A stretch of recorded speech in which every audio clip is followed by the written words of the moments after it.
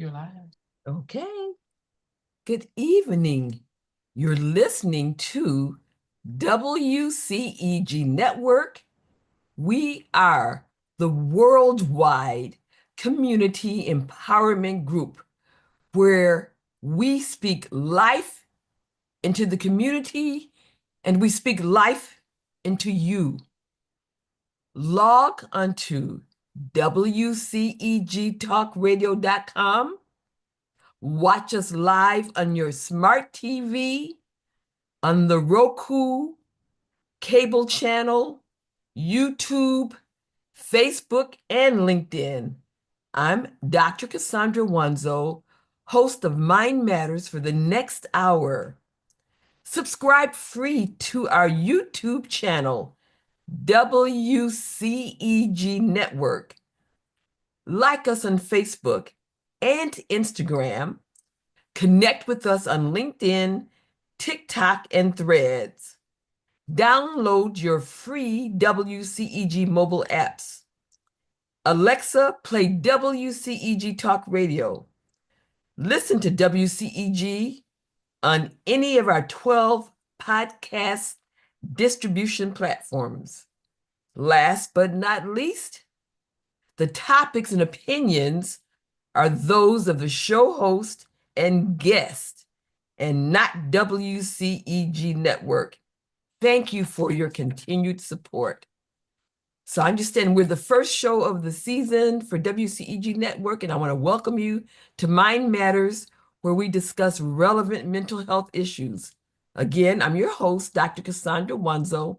I'm a psychiatrist, and I've been practicing in Atlanta for over 30 years. I started when I was 16. Our co-host is Norman Carter Jr. He's a retired Philadelphia police corporal. He's also written a very relevant book to these times. It's entitled The Long Blue Walk, My Journey as a Philly Cop. It's available on Amazon and it's very timely. He also hosts his own show on WCEG entitled Issues and Answers on Mondays at 4 p.m. Hi, Norm. Hello, hi, doctor. How are you? Okay, our topic this evening is the New Orleans attack and the Las Vegas Tesla explosion. Mental illness related? Again, the New Orleans attack and the Las Vegas Tesla explosion. Mental illness related? I'm going to start with some research information that I found very interesting.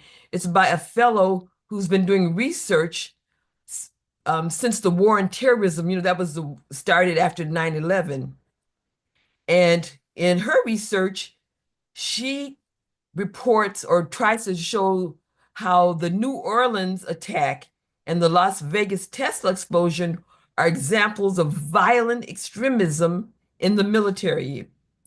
We will also discuss mental health issues in the military, which are not to be minimized. On New Year's Day, a truck rammed into a crowd in New Orleans, killing at least 14 people and injuring dozens more. The suspect was identified as 42-year-old Shamsud Din Jabbar, who is a United States citizen, in contrast to what that other person says. He was a United States citizen and an Army veteran. He was apprehended and killed on the scene of the attack after he fired on law enforcement. The night before, he recorded a video message for his family, informing them that he had joined ISIS, whose flag he carried on the truck. On the same day, Matthew Livelsberger, an active duty U.S. Army Green Beret soldier, blew up a Tesla Cybertruck outside the Trump International Las Vegas Hotel, injuring 7 people. He was found dead inside the vehicle, a gun at his feet, having died by suicide shortly before the blast. Though both men had served in the military and both had deployed to Afghanistan, the Pentagon said there was no evidence of overlap between the two incidents, which are still both under investigation by the FBI. Yet, both cases indicate a common problem facing the U.S. military today. Most military personnel go on to lead peaceful, well-adjusted lives.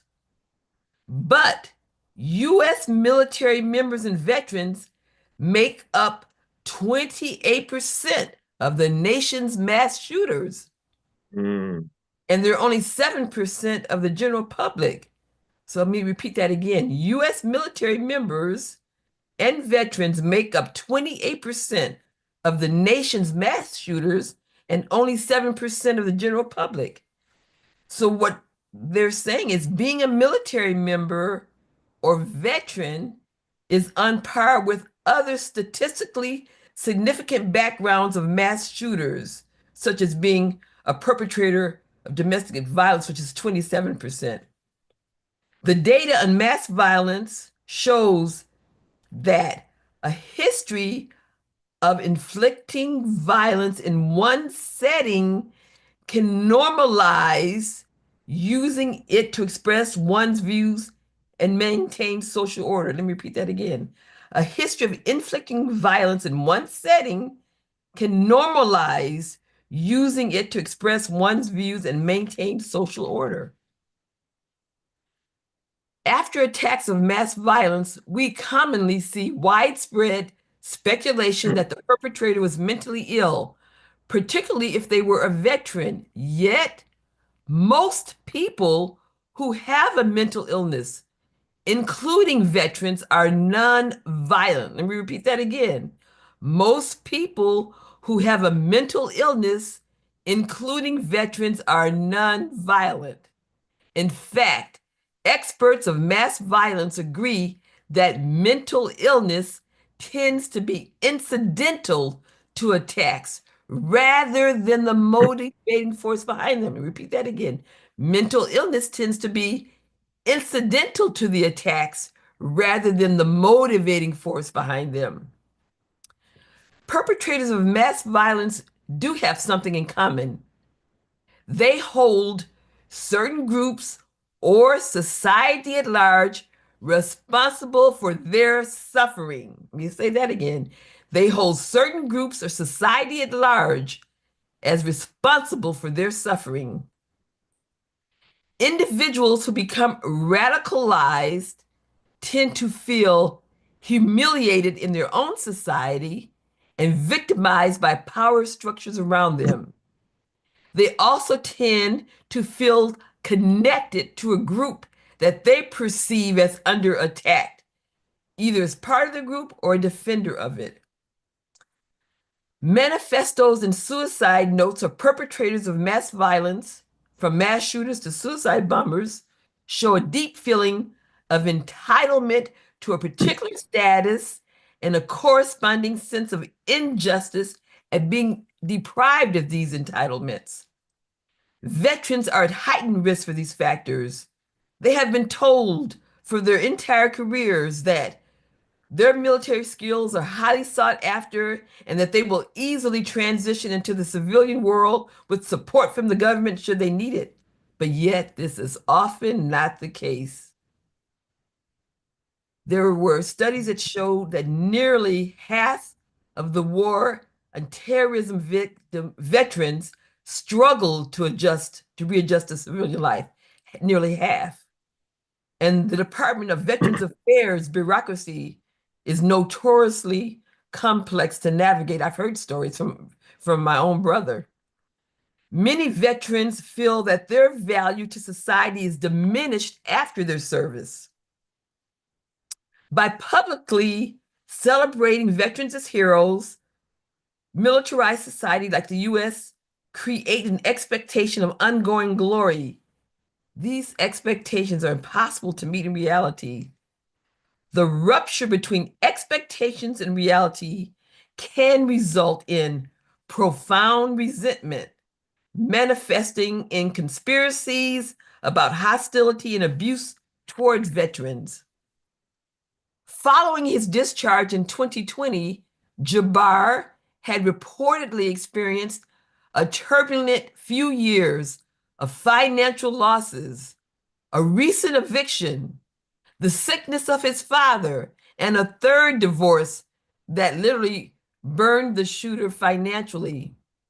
Over the past few years, his former marital partners reported Jabbar was making threatening phone calls and acting erratically.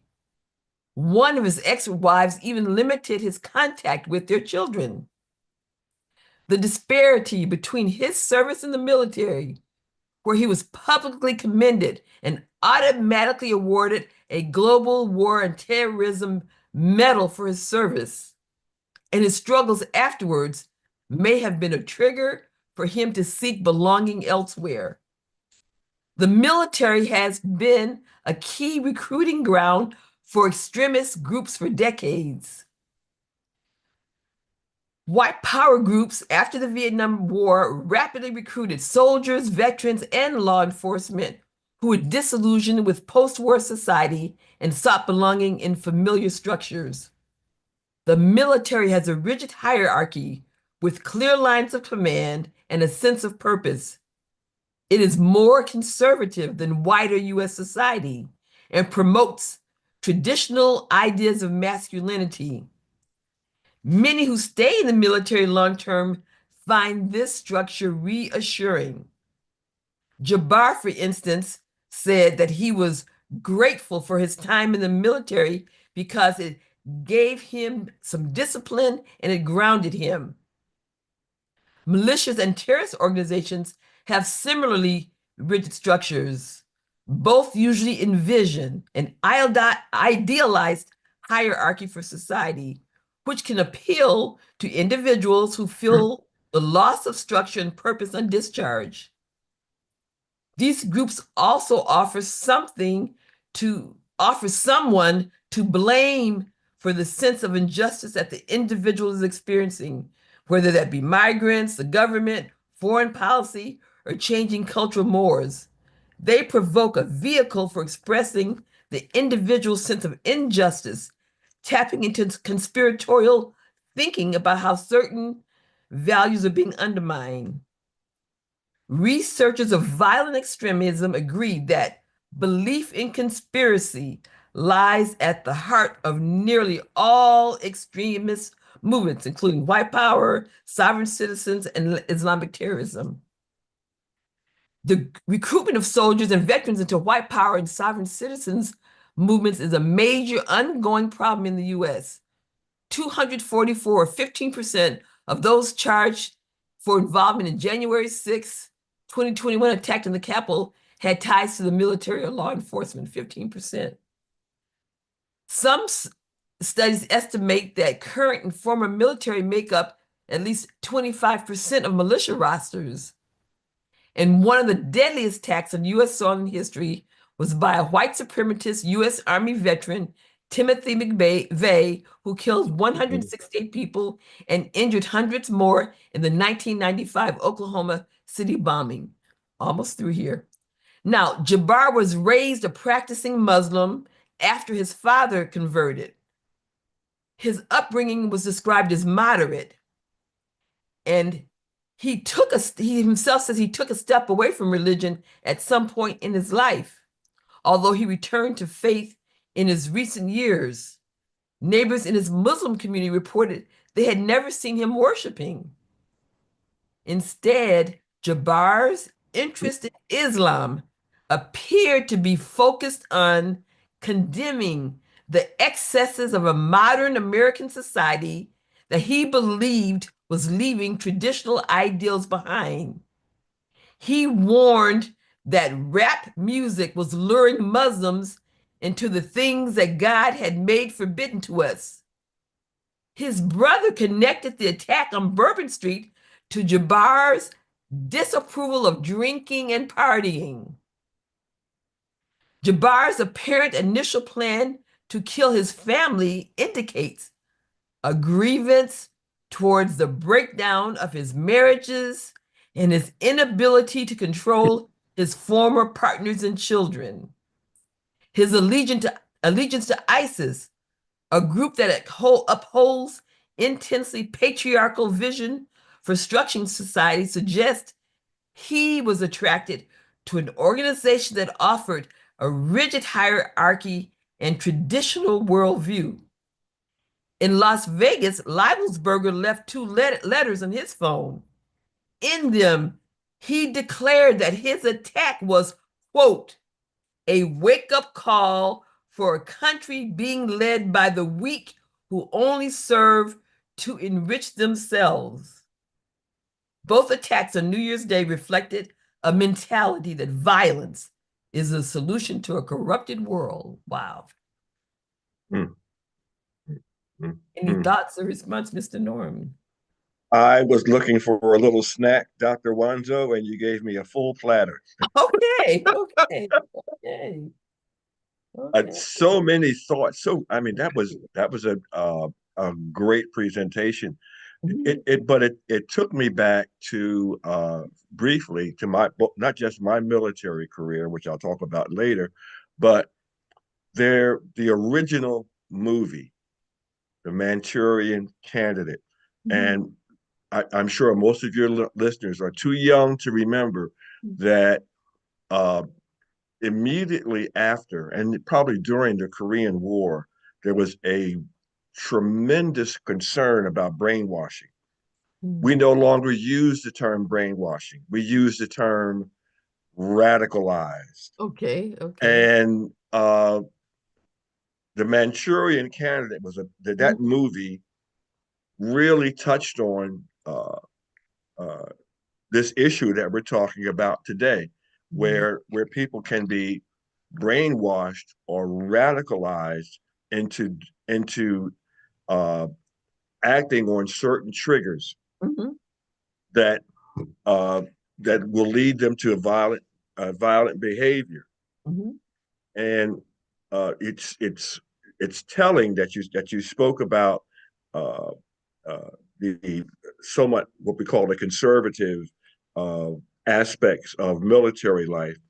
And I remember when I was considering making a career out of the military, I was dissuaded by a career sergeant Mhm. who told me that one of the things that you have to consider is that people who make a career out of the military or in extended careers in the military who may have other issues going on, but the military has strict guardrails on your behavior. Mhm. They tell you when to get up, they tell you when to eat, Mhm. tell you when to go to bed, and people can function in that. And then when they get away from that, the Mhm. guardrails are Mhm. gone, and uh, they begin to fall into things like, excuse me, depression, um, and and other Alcohol and antisocial drugs, behavior. alcohol and Yes, drugs. Mhm. yes. They fall into that because the guardrails are gone. Mhm. And these two gentlemen, two military veterans, it seems as though the guardrails were gone in their life, and they were seeking guardrails as they sought, as you Yeah. just said, the Mhm. strictness of um, Hamas and Mhm. Islam. Mhm. Oddly enough, Islam means peace. And I never understood why a religion whose name means peace has Mhm. so many people radicalized into violent behavior. Mhm. That is really, and is that an oxymoron? I don't know. But anyway, Mhm. um, yeah, I you served us a full platter, a full platter. Mhm. I did some research on, Mhm. uh, especially the military PTSD systems, Mhm. and you touched on a lot of people who are, and I remember uh, coming out of the military, I came out during the Vietnam era. Mhm. Both of my brothers served in Vietnam. Both, one was injured mentally, the other one was injured Mhm. physically. But uh, there was an avoidance by a lot of Vietnam veterans to even talk about their careers. Uh, and I think that was because it talking about them put them in a bad place. I mean, I mentioned my father-in-law who served in Korea, who only towards the end of his life did he actually begin to talk about his military career and his being in combat. And he, from what I gather, he never discussed those issues with his immediate family. So they had no idea of what he, and he this man was he was a military he was a hero. Mm. He never discussed it. Wow. Um, and he actually did seek psychiatric uh, counseling. Oh, he But did. you have to remember that what we call PTSD Mhm. today was in years past called shell shock, Right, shell shock. and that was looked at as being a sign of mental weakness. Yes, So exactly. people who were struggling with issues uh, as that resulted from the military service, from being in combat, from being in trauma, and I can take that side of trauma to be even with our first responders, our police officers, and our uh, fire responders, that the unwillingness or the inability to deal with that and treat that illness, which is what it is, Mhm. with shame and even condemnation from the people that are around him, seeks Mhm. to keep these people in what appears to be this sort of secretive Right. behavior where they isolate themselves Mhm. and they deal with this trauma as best they can individually, which Right. makes them susceptible to mental manipulations by these terrorist organizations. Right. Absolutely. It still persists today, the stigma, because somewhere I was reading, I don't know if it was this particular guy, he was afraid to admit it because then he would be able to be reassigned to the special forces again. And so Mm-hmm. he didn't want that, to happen, but that still very much persists today.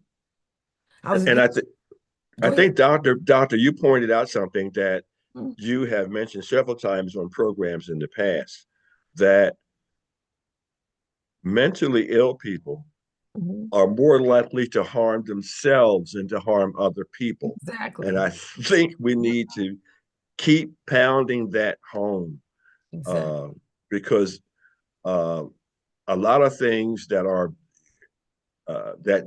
we ascribe to mental illness are just about evil people.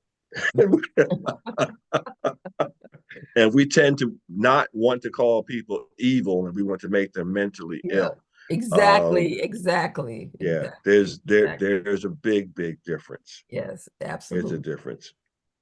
One statistic on PTSD, they said nearly 1 in 3 veterans who fought in Afghanistan and Iraq have PTSD. A third. That's a high percentage. It's increased. And they also I found it was interesting that they said PTSD rates among female veterans are more than double those of male veterans. The women have doubled PTSD. Yeah, Wow. that's it's amazing. And I Mhm. think that for the public uh, to appreciate this, you're in a situation when you're in combat where every minute of every day you're facing the possibility that there's a sniper somewhere with the telescope aimed at your head. Uh, Exactly. every single minute of every single day, that has to have an effect on anybody Mhm. who's been in combat. And I do a lot of research on the Bible. Uh, on biblical times. And it amazes me that in churches they never talk about this stuff. Why, I don't know. But anyway, back in the biblical times, and we'll take the Jewish soldiers, Roman soldiers, when they went into combat, after the battle is over, they never came back directly to the home. Hmm. Jews would spend what they call, they would have 30 days of what they call cleansing, Hmm. uh, where basically what they were doing was saying that they to get rid of the blood that might have been on, Hmm. but what that did is it gave people time to readjust from being in combat and Hmm. in close bloody combat to going back and acclimating to life around their homes and other people who were not involved in combat. This And is recently it's done, or is this this is something this is ancient times. ancient times? This is Wow. ancient times. Mhm. And we have lost that. We take people out of these combat arenas and place them right back into civilian lives without counseling.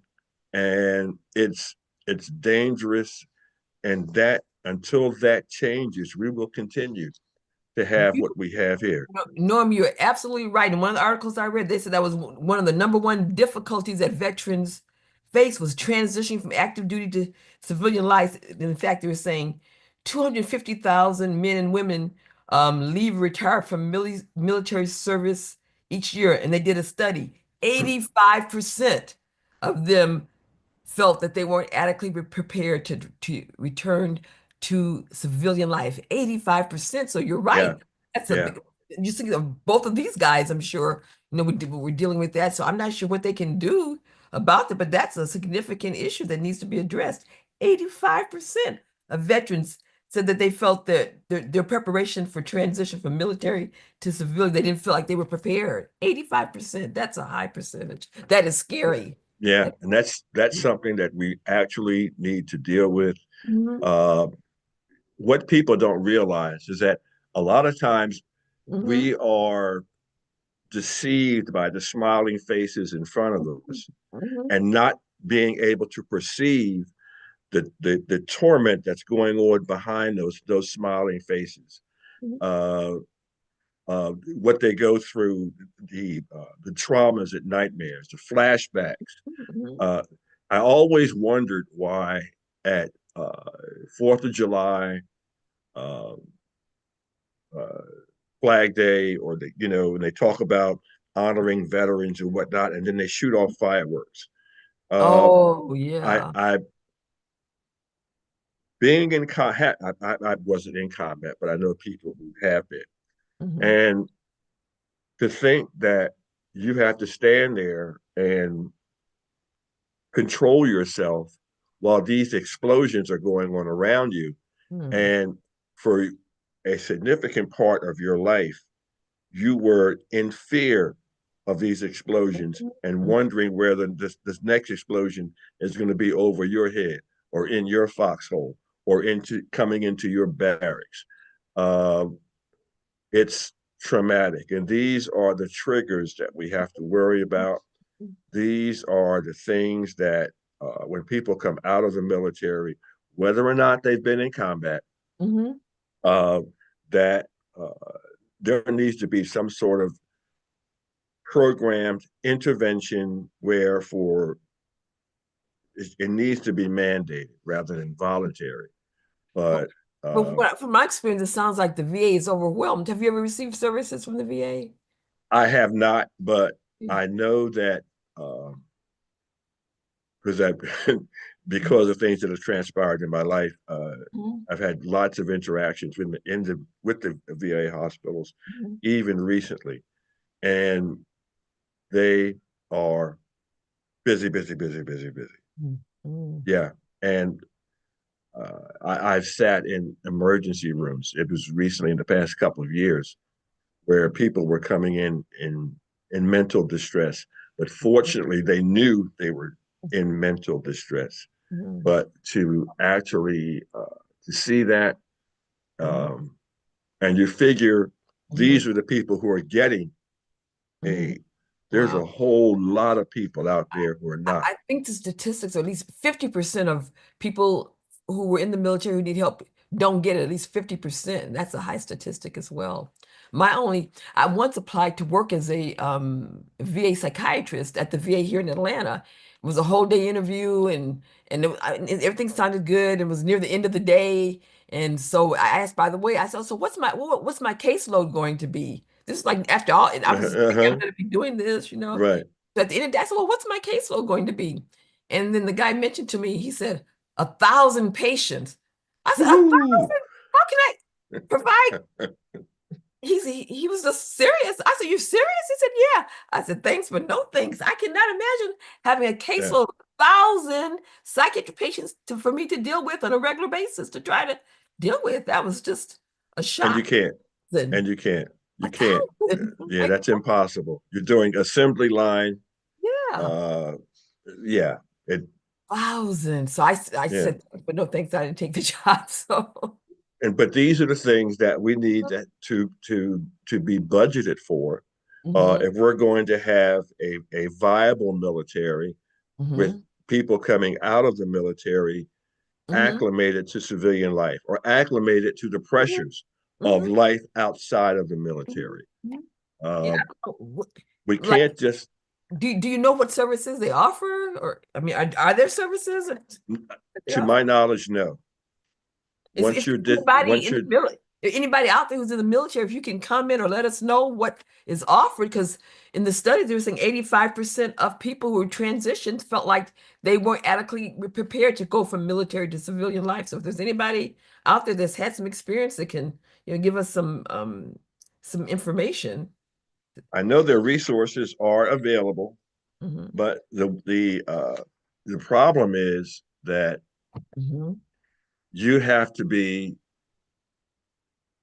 rational enough to know that you need that this is what you need and this is what you need to do, or someone has to encourage you or push you or um, I know that there's a program in here in Gwinnett County hmm where I assisted in one of their sessions, but hmm it's a court ordered uh, service that's provided by this one particular judge hmm and Judge Brown in Gwinnett County, where hmm she has, I think it's once a month, these veterans who come in who have run afoul of the law in one way or another, hmm and they come there and they have a strict uh, goals that they put in line for them. That they it's a step program and it's an achievement program. They get a certificate when this is all over. But Okay.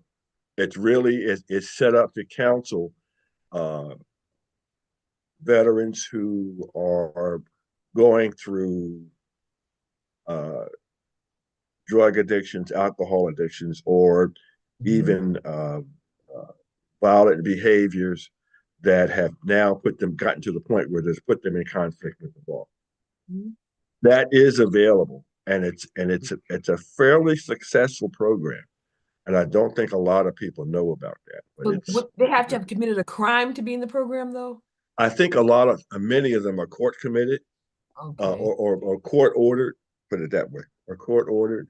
But I do believe that some voluntarily put themselves in the program, and Hmm. it's through the Gwinnett County court system, and Oh. I don't have the phone number or anything, but I do know it's run by a Judge Carla Brown Hmm. at and I'm sure that if someone is actually interested, they can contact uh, Gwinnett County and didn't have my wallet because I do have a number, but Okay. yeah, there is a program available in Gwinnett County for veterans. Wow. I like how you mentioned about the program in ancient times. I wonder, do they do anything like that today? What you said with the Jewish, so they don't do that today, but that sounds like an ideal, some kind Yeah, of. yeah. It's and I'm not sure whether they do that in Israel or not now. Hmm. Uh, but I do know that it was a practice for Israeli soldiers and Hmm. also Roman soldiers and probably Greeks also. That there was this cleansing period that they would go through before they came back and settled in with their families and friends, where Wow. they would isolate themselves as a group for a period of 30 days Wow, it at sounds like least. something like that is really neat. If 85% of the survey they said felt like they weren't adequately prepared to return to civilian life, 85%. I just can't believe that's such a high number. Wow. Some of the other Yeah. problems that veterans like, it's about 1 in 10 veterans returning from the war in Iraq and Afghanistan struggle with alcohol and drug use. At least 10%, but I'm sure the number's probably higher. Um, Yeah. I would go towards higher. this is the veteran suicide rate is 1.5 times higher than that of the general population. Yeah. Yeah. The suicide rate is higher among veterans than the general population overall. So that's, a recent statistic. So, Yeah. I think that comes from what we spoke of earlier about isolating yourself and mm, trying to deal with issues that are trauma related on your own rather than seeking professional help. so the So guy in Vegas, that was a flat out suicide because he shot himself. That's suicide. And then the guy in New Orleans, that was a police precipitated suicide. In fact, he got the police to yeah, kill him because he yeah, knew he wasn't going to be able to come out of that alive. right, Yeah. right, yeah. There's that was both of those were horrific. Fortunately, there weren't any lives lost in Las Vegas, but That. what happened in New Orleans, I think it needs to be um, a warning sign that we are no longer living in this. We're living in a different world now, Mhm. and we've had our all of our lives have changed since 9/11. Yes, yes. All of our lives. I mean, it used to be we younger people today can't appreciate the fact that prior to 9/11, when someone that you cared about, you would saw them off at the airport, you could actually walk them to the gate and wait there and watch the plane fly off. You can't. And when I went to France, I came back with 3 bottles of wine in my carry-on before 9/11. I had 3 bottles of wine. You can do that now. Can't do that. Yeah, yeah, yeah, yeah. And, taking off our shoes. It's just a whole different world that we live in now, and we have to consider um, how we manage and put on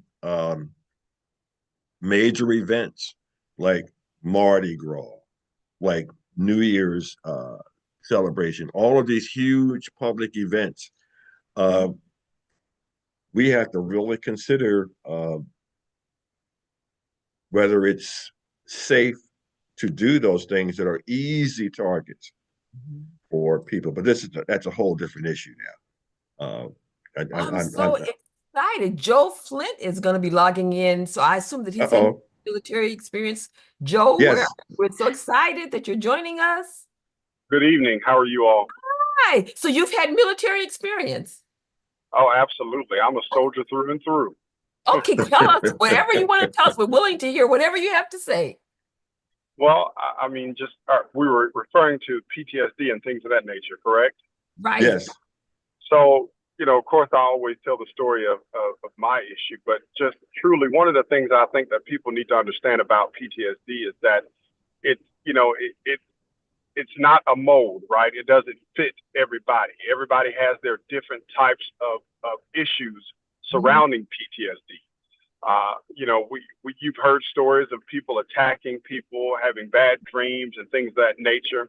Then you Mhm. have people who have heightened senses of awareness, which is Mm-hmm. part of where I am in the dreams. My heightened sense of awareness always makes me to, you've heard the phrase fight or flight mode. Mhm. I'm Right. going to get out of Dodge. We had a statement that we would say all the time is pop smoke. When there's stuff going on that is just too much for me to handle, I remove myself from the situation because my PTSD begins to, for lack of a better phrase, flare up. But also the thing that I think most people need to understand is that people who suffer from PTSD don't always think logically. Sometimes they just think in the moment, in what's happening, and they run with that. And so sometimes it takes certain things to bring them back down, from their height. I'll give an example. Some years ago, and I know that which really bothered me recently, but there was an issue that happened in New Orleans. I think it was Christmas or New Year's. I can't remember what day that was. We just talked about that. Yeah, New Year's, the New Year's attack. So right. Back in 2015 maybe, and as I'm telling you this kind of makes me think that this is probably what caused me to have my big issue back in 2016. But in 2015, I was in New Orleans, and I would go every year for the Bayou Classic. Love it. Have always gone forever, really. And a friend and I were there, and out of nowhere, we were at the stadium, and then all of a sudden somebody started shooting. And, I kind of went into the fight or flight mode. I had to get away. And that night on Bourbon Street, we were eating and enjoying ourselves, having a wonderful time at Deanie's, and then I had gone to Ocean Airs, and all of a sudden there was shooting on Bourbon Street. And rather than most people who have, PTSD kind of deal with this, but people who don't will say, oh, that just happened to go on. At that point, I could no longer stand the area. I had to leave. And I upset the group because I got in a car and went back to Atlanta. That was it for me. I could not stand any more of just that day's issues because at this point, I am at a heightened sense of awareness. Now I'm thinking that everywhere my foot steps, there's going to be some type of issue with this. And so I have to remove myself from the situation at all times. And again, as I said, sometimes we don't think logically, whereas you may say this should have been the steps that you've taken to do this, where my mind isn't processing that in the same way that you processed it. So now I'm just dealing with this on the way I think I should happen. Now, anybody could use that as an excuse, but the truth is with PTSD, your cognitive mind doesn't always operate in the way it should. So, and Joe, yeah. What branch of the service were you in, and where did you serve active duty? Can you tell us a little bit about your background? Army. Is there any other? I mean, I hear there are other branches, but I don't know what they do. I don't know what the people do in the other branches. So I had two MOSs. One was 92 Golf, and the other MOS. What is MOS? It's military occupation specialty. So that's your job in the military. Oh, okay. So that's yes. I'm sorry. Once you get me into military mood, I start. It's kind of hard. I had to that lingo. Yeah. But yes, that's your job in the military. So I was a 92 Golf, which is a food service specialist, and then I became a 79 Romeo, which is an Army recruiter. Now, while I was a 92 Golf, I served over in Afghanistan, and I had the ability to serve with General Jason K. Kamiya as one of his chefs, and but most of that time I spent preparing meals, culturally sensitive meals, for the Afghan prisoners. We had 650 Afghan prisoners in our facility, in the Bagram internment facility. And it was my job and my team's job to prepare culturally sensitive meals for them during that time. And one of the things, and this is still today, now I left Afghanistan in 2006, but we once had three of the deadliest Afghans in our prison. And these were the ones that were actually killing people. And I remember like it was yesterday, they literally put them in the worst cage or worst cell that was there, and they escaped that very night. And so they woke us up that, early that morning, telling us that everybody had to return to the BTIF, which is, what they call the prison. And we had to all be there because these prisoners escaped. Now, again, this is kind of how PTSD comes, because now at this point, I'm thinking that on this post where we are supposed to be safe, where we're supposed to be secure, you got three of the deadliest prisoners roaming around here. We don't know where they are. So from that night on, no longer did I sleep with my weapon, in full mass. I completely disassembled my M16 every night because I didn't want to take the chance of any of them walking into my B hut using my weapon against me. And I slept with my my bayonet, which is a knife, under my pillow, because at this point I know that these people are trying to kill us. So I'm not going to give them any ammo, if you will, to be able to use it against me. If you're going to come in with me, you're going to have to fight for it, because I'm not about to let you have it. But unfortunately, that type of situation, not to mention that the post coming under attack on a regular basis in the year and a half I was there, makes it hard for you to sleep at night there, makes it even harder for you to sleep at night when you come home. Because now when I have dreams, I wake up thinking that I'm still in Afghanistan. So I have to take a few minutes and orient myself so that I know that I'm actually in my bed and not in the B hut in Bagram, Afghanistan. Wow. Can you tell us what it was like? We talked about the transitions from military to civilian life. What was that like for you? And was anything done to help you to transition? And if so, what? So can you tell us about that time transitioning from military to civilian? Yes and no. Yes and no. So it was a very difficult transition, to be honest with you. And I don't always blame the military or the VA. I just think that, now they definitely have some part in it, but sometimes the resources are just not completely given to us, right? So I didn't always know who to go to, who to deal with. I didn't really discover that I had PTSD until I was out of the military, although there were, there were signs in my record that I was already facing some of these things, but I really didn't come to know it until, years later. But anyway, one of the most difficult things I had, in transitioning was really trying to cope with life outside of the military. And the other thing is the military is very stringent upon schedules and things of that nature. And so everything is moving in a certain way. In addition to the fact that you just get used to being able to, and I don't mean this in a bad way, you get used to just being able to be very direct with folks. So one of the hardest things I had was how not to be so direct with people. When I left the military. My first job in corporate America after that was Home Depot's corporate office, the SSC Store Support Center. And quite often my boss had to tell me that, Joe, you are no longer in the military because the way you're talking to people is not conducive to the way that we talk in corporate America. And, that was a hard thing to do. In addition to just, realizing that people just don't move the way you move. People don't operate in the same fashion. People don't see a sense of urgency in things that you always see. And again, not always understanding or not always having the tools, because they have something, I think it's called ACAP, I can't remember specifically, but as you're transitioning out of the military, they're supposed to give you all these sources and tools, but a lot of times you get lost in the transition. Once you leave, unless you have somebody that's just really there guiding you along the way, you're just lost and you don't know. I laugh about it now, but the military owes me probably about $1,000 from moving expenses that I just forgot to put in. That nobody was like, you need to turn this information in. In my thought process, they knew I was moving, they knew I was coming home, so why didn't they just cut the check? But this is just kind of stuff you have to stay on top of, because once you're out, unfortunately, you're no longer their concerns. So everything now is really on you. So thankfully, I'm still trying to understand. Like, so is there a program where they help you to adjust or support or anything? I'm not hearing that that exists. So there is, but again, it's if you're connected, and I don't want to say this in a bad way, but you just have to have that team of people to help you connect. There are so many numbers, right, to call, but why do I need to call all of these numbers?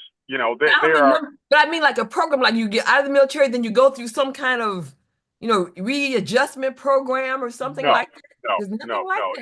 Now there may be something like that now, but when I got out, there was nothing like that. Again, now be advised, when I joined the military, they could still kind of, treat us like they wanted to treat us. So there was a kind of gentler army after I left. That wasn't the army I went into. Yeah.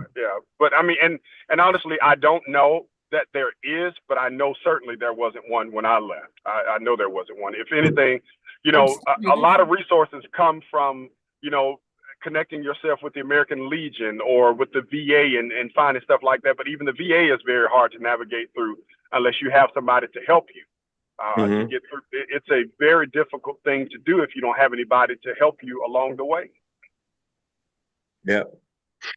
I just have a granddaughter that just came out of the Navy not too long ago. Yeah. I'm sorry. And you're correct. There is no safety net to just drop right into. No, not at all.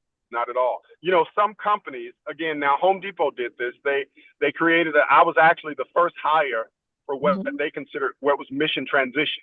So they were hiring veterans, you know, from the military to get back to civilian life, but that was work-wise. That wasn't home life. You know, so that was a very different thing to deal with. Nobody's really there to teach you how to come back and deal with your family. And really, if I can back up from my actual exit the military, when I came home from Afghanistan, I didn't know how to deal with my family. I wasn't sure how to deal with my children. You know, of course, you know, when I left, my oldest daughter was, I think, this was in 2004. So she was 2 years of age. My youngest daughter at the time was about 6 or 7 months when I left. So you know, when I came home, they were 2 and 3 years of age. And you know, of course, my 2-year-old, of course, remembered me, but my 3-year-old remembered me. My 2-year-old was like, "Who is this man? I hear her calling you daddy, but I don't know who you really are." You know, so it took some adjustment with that. Your patience is not the same. You're not able to tolerate as much things as you did before, and not because, you know, you just didn't have patience before, but you've been in a heightened sense of awareness. They give you what's called hostile fire and danger pay when you're in theater or in a war zone. So that kind of tells you that they already know that you're going to need something to help you. So they pay you extra money for being there in these zones, and not to mention it's tax-free money. But it became harder to deal with the family when I came home, which, you know, in truthfulness, it was just really hard to adjust to being loved by people, to have people to actually talk to you and stuff like that. And even now, all these years later, I still have a hard time talking to people or feeling comfortable with people necessarily giving me hugs or being in certain places. And this is the honest to God truth. The only place that I feel the safest in any place that I ever go is the church. I don't feel safe in restaurants. I don't feel safe in buildings. I don't feel safe anywhere that I don't feel like I'm being protected. And truthfully, the only place is the church I feel protected because, you know, although God is everywhere, but, you know, in my mind, he's literally right there, you know, protecting me from that. But when I go to restaurants, I'm looking for the exit. When I go to buildings, I'm looking for the exit. Anywhere I go, I'm always trying to find a way of escape. Constant. Wow. So I mean, literally, so you can be in combat one day and then home the next day? Oh, no. I was in Afghanistan nearly a year and a half. But I'm saying could somebody literally like be in a combat setting one day and then the next day they would be home? Is that how? Basically, yes. Wow. That's exactly right. That is just unbelievable. I can't believe that. Yeah.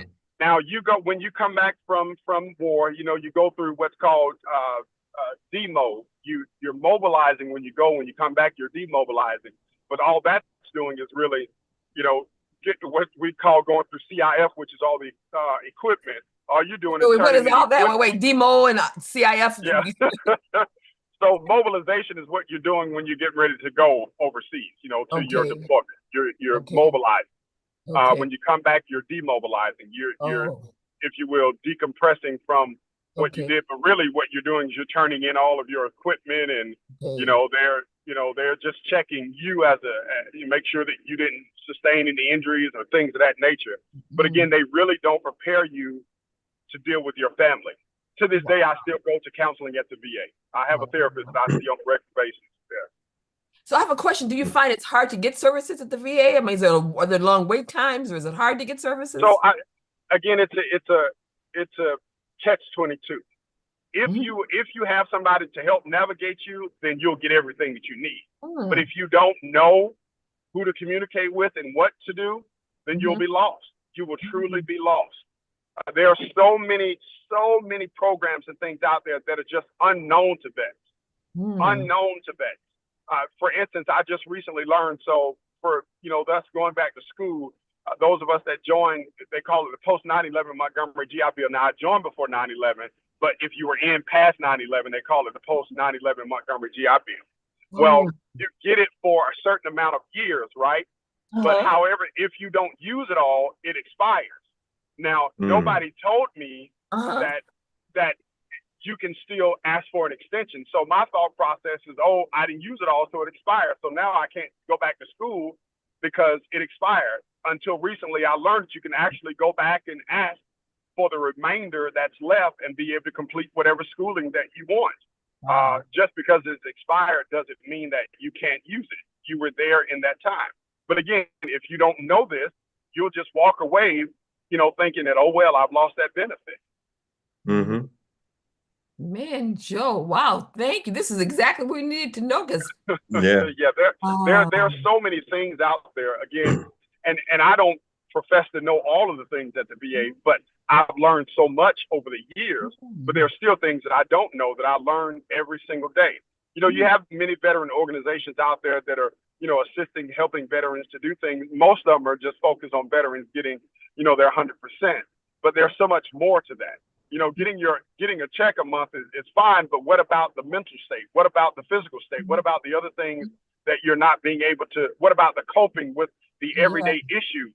So those are the things that sometimes are overlooked. Everybody's like, oh yeah, I want to get my check, but that check is only doing so much.